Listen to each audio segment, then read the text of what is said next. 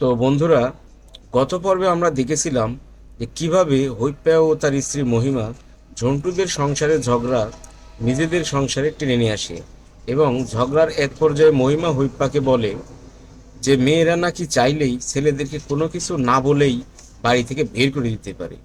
আর এই কথা শুনে হৈপ্যা রেগে যায় এবং মহিমাকে চ্যালেঞ্জ দিয়ে বসে। আর দ্বিতীয় পর্বে আমরা দেখেছি কিভাবে মহিমা সেই চ্যালেঞ্জ পূর্ণ করার জন্য আপ্রাণ চেষ্টা করছে। তো চলুন জেনে নিই কিভাবে মহিমা তার চ্যালেঞ্জটি পূর্ণ করে। আর ভাইয়া সুখী সংসার, এই হারামজাদিকে দেখো, বিয়ের এত বছর পর এসে নতুন নাগর ধরেছে, এই বয়সে তার এগুলো সাজে বলো। এই কথা শুনে মহিমা বলল, না, এসব মিথ্যে কথা। আমি কোনো অপরাধ করিনি, তবুও সে এভাবে আমাকে মারছে। তোমরা কিছু একটা করো, এর হাত থেকে আমাকে তোমরা বাঁচাও। হৈপ্যা বলল, কি আমি এমনি এমনি তোকে মারছি? তাহলে বল আমার মাছ কোথায়? তুই নিজে খাসনি, কোনো নাগরকেও খাওয়াসনি, তাহলে মাছটি গেল কই? বল বল আমাকে। আহা হা হা, করো কি হৈপ্যাদা, মা বাবা মরা মেয়েটাকে এভাবে আর মেরো না গো। এই শালা এই, আমার বউকে আমি মারছি, তোর এত জ্বলছে কেন রে? তো এতই যখন জ্বলছে তখন বল না ওকে বলতে আমার মাছটা কোথায় রেখেছে। এ কেমন অপবাদ তুমি আমাকে দিচ্ছ? তুমি এক সপ্তাহ হাটে যাওনি। আমি কত কষ্ট করে তোমার জন্য রান্না করি, তবুও আমি কোনোদিন কোনো অভিযোগ করিনি। হঠাৎ আজ তোমার কি হলো যে তুমি আমাকে মাছ মাছ করে এভাবে মারছো? আমি মাছ কোথায় পাবো বলো? দোহাই তোমার, আমাকে আর অপবাদ দিও না, এভাবে আর মেরো না। কিছু একটা করো প্রতিবেশী, নইলে আমার যে প্রাণ যায়। এই কথা শুনে প্রতিবেশীরা বলল, আসলে হয়েছে কি হৈপ্যাদা, আমরা তোমাদের দুজনকেই খুব ভালো করে বিশ্বাস, তাই তোমাদের কার কথা অবিশ্বাস করব কিছুই বুঝতে পারছি না।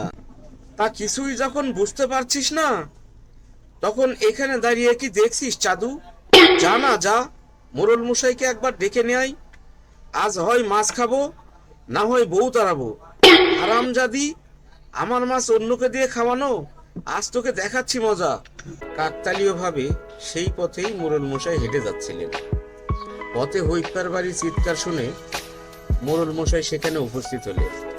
এবার মহিমা মোড়লকে দেখে কাঁদতে কাঁদতে বলতে লাগলো, মোড়ল চাচা, মোড়ল চাচা, আমাদের ছেলের হাত থেকে আমাকে বাঁচাও। কেন রে মা, কি হয়েছে? প্রতিদিনের মতো আজও সে জমিতে কাজ করতে জানো, ফিরে আসলো সেই দুপুরবেলা। আমি ধরে ধরে ধরে তাকে আলু ভর্তা ভাত খেতে দিলাম। এই খাবার দেখি সে যেন তেরে বাগুনে জমে উঠলো।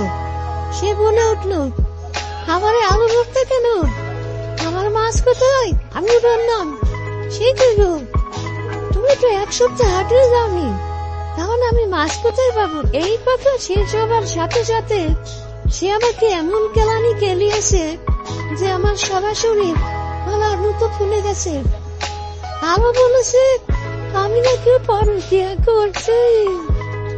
কিছু একটা বড় মোড়ল চাচা, নইলে আমার ট্রাম দিয়ে দেব। মহিমা, আমরা যেমন তোকে বিশ্বাস করি তেমনি হৈপ্যাকেও বিশ্বাস করি। এবার হৈপ্যার কাছে একটু শুনি কি হয়েছে, তারপর না হয় বিচার করব। হৈপ্যা, কি হয়েছে বাপ? তুই এই ইতির মেয়েটাকে ভেবে মারছিস কেন? আমাদেরকে সব খুলে বল। কি বলবো চাচা, আজ খুব ভোরে আমি আমার আলুর জমিতে কাজ করার জন্য গেছি। গিয়ে ওই জমিতে একটা বড় মাছ পেয়েছিলাম। অনেক দিন বড় মাছ খাই না, তাই সেই মাছটা আগে এই হারামজাদিকে দিয়ে গেলাম। বলে গেলাম মাছের মাথার মুড়িঘণ্ট আর মাছের কালিয়া রান্না করতে। আমি সকালের খাবারও খাইনি, এই মাছের তরকারি দিয়ে খাবো বলে। দুপুরে এসে খাবার চাইতেই হারামজাদি আমাকে দিল কিনা আলু ভর্তা ভাত। আমি মাছের কথা বলতেই যা বলেছে তা তো তোমাকে সে নিজেই বলেছে। এবার তুমিই বলো চাচা, এমন সময় কে তার মাথা ঠিক রাখতে পারে? কিন্তু তুই তো বলছিস মাছ নিয়ে এসেছিস, আর এদিকে মহিমা বলছে তুই কোনো মাছ নিয়েই আসিসনি। এই হারামজাদি নিশ্চয়ই পরকিয়া করছে, না হলে এভাবে মিথ্যে বলবে কেন? সব শুনে যা বুঝলাম, তাতে আমার কেন জানি মনে হচ্ছে হইপা জেনে বুঝে তুই ইচ্ছে করে মহিমাকে মারছিস আর ওকে বদনাম করছিস। কি বলছো চাচা? আমাকে তুমি ছোটবেলা থেকে দেখে আসছো, আর আজকে সামান্য একটা মেয়ের কথায় তুমি আমাকে সন্দেহ করলে? তুমিও কি চাচা মেয়ে পাগল হয়ে গেলে নাকি? চুপ কর হারামজাদা, বুঝলো কি মারা জায়গা পাসনি? আমার তো মনে হয় পরকে তুই করছিস, নইলে আলুর জমিতে কেউ জ্যান্ত মাছ পায় হারামজাদা। এমন সময় গ্রামবাসী একজন বলে উঠল, মোরল মশাই, আপনি অভয় দিলে আমি কিছু বলতে চাই। বল বল, কি বলবি বল।